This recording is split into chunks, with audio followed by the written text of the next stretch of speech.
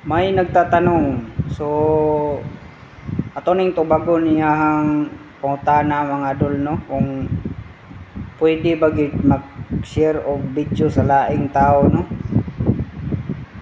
So sa uban sad mga ka-idol nga kuan, mga YouTuber sad gibawal sad nila ang pag-share sa kuan ning video sa laing kuan sa kapwa content creator.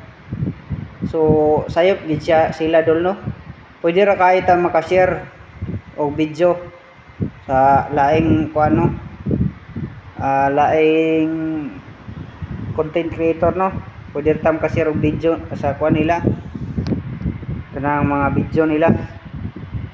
So malito talaga tayo mga ka-idol, kasi yung iba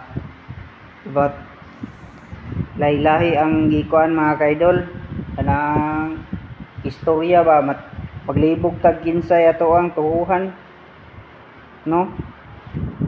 So ana lang mga ka-idol, mora na tips, idili wala bawali ni Mita ang kuan kanang mag-share ka sa video sa uban. So nagid mga ka-idol, uban sayop ginang ubang mga vlogger sad,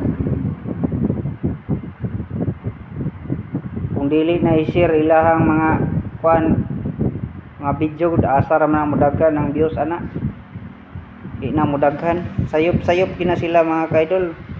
So ang ubang katong mga baguhan maglibog gid sila, kuan kinsay lang sundon, kinsay sakto. So ayan mga ka-idol, ako to nang gitubag ang ilahang pangutana, no. So salamat, maayong gabi.